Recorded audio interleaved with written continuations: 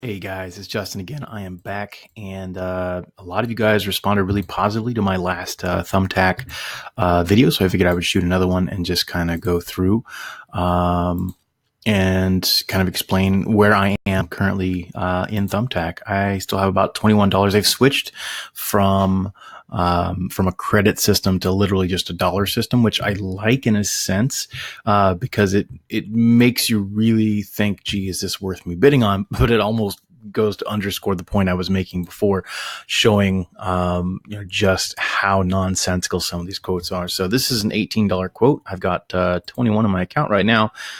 Pros contacted, and this has changed a little bit. This doesn't assume how many she's received. I think it means how many she has actually reached out to, which is interesting. I don't know. Maybe that still means bids sent, but every time I read it in a different way. So, she wants somebody to post every day on Facebook, Twitter, Instagram, monthly newsletters, email blasts, create product videos.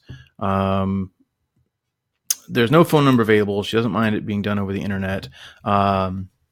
Social media marketing is what this gig is for. So again, I'm not a service guy. I don't do, roofing and I'm not a handyman. I do digital stuff. So one of the things I've always enjoyed about Thumbtack is the fact that they actually do have, social media and websites and all that stuff. And those can command a pretty decent price if you get a hold of somebody. I'm letting you guys see all my quotes here.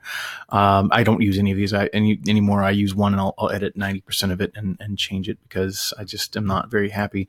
I have still landed only a few clients using Thumbtack. It is not, in my opinion, a good avenue. I like that they've changed this because it helps monetize a little more directly what you're paying for the right to bid. This post, I don't remember if it even tells me. So it tells me when it expires. It'll be at 3:43 p.m. That's today. So this probably went up yesterday. She's had a few people post to her. She's bidding, $500 or $1,000 a month for her campaign. And she's at least giving you a little bit more information. But again, there's still just so much to not go. Posting every other day on Facebook, Twitter, Instagram. Is she going to want unique posts for this? Is she going to want more than that? Like, there needs to be a way to, ask questions of the people who are submitting bids. Even, if you can submit a question and say, I'd be willing to bid, but here's the deal. It shouldn't cost me $18 to ask this person a question about this bid. It's just not worth it, in my opinion. So we can go back to the various requests here. The social media, direct mail marketing, social media, and a lot of these people are, 500 or less, 200 or less. If I'm gonna spend, now I'm curious actually to see what it is to bid. So it's $13 for logo design. So if you've got a lot of graphic design ability, then maybe, bidding on one of these and charging $99, could work. But even then, $99, 1, 2, 3 puts you at 40, 4, 5, 6, 7, 8. If you don't close 1 and 8, you're losing. And if you close 1 and 8, you're making $10 for all of that effort. So again, it's just Thumbtack needs to rethink their price structure a little bit, I think. And if not, I actually don't mind the price structure because a high price structure keeps looky-loos out, right? It keeps spammers out. And those are good things to keep out, to be sure.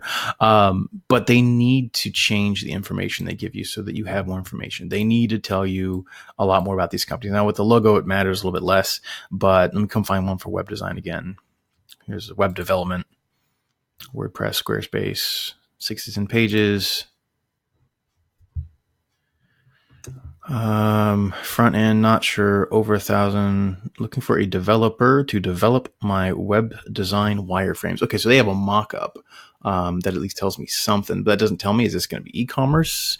They obviously don't care what platform it's on.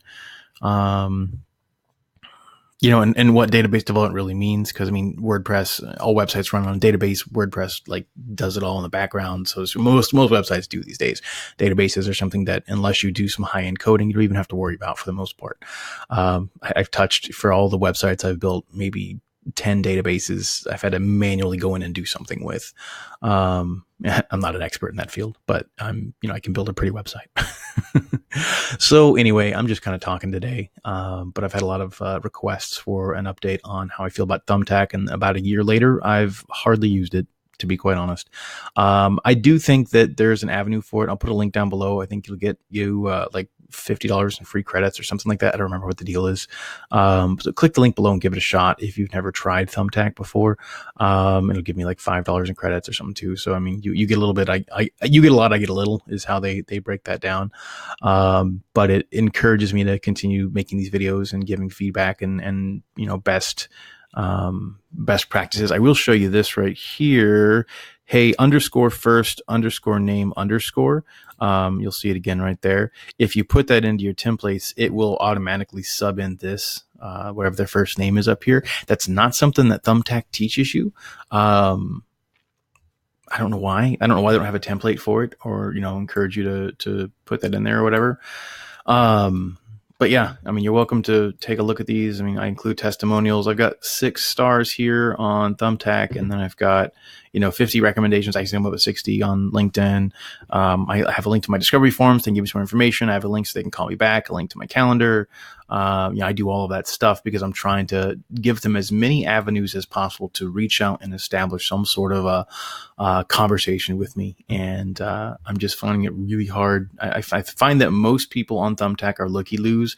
In fact, I'm trying to remember the last video I shot. I had a bank of credits. I think I had probably $200 or $300 in credits, and I've been using those all year long, and they keep getting replenished. The good thing is if they don't look at your bid in the first 24 to 48 hours, you get a refund. I find a lot of people don't look at the bids. Once they come in, they place a bid and that's it.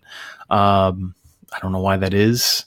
But again, just because they look at your bid, I still feel one of the biggest changes Thumbtack needs to make is this. If nobody gets hired, everyone gets their money back, right? So I should be bidding on a guarantee of a job, right?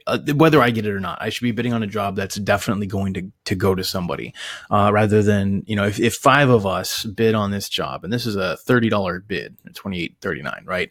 So 5 people bid on that. That's $150 that goes to Thumbtack, whether or not Molly P makes a decision to work with any of us.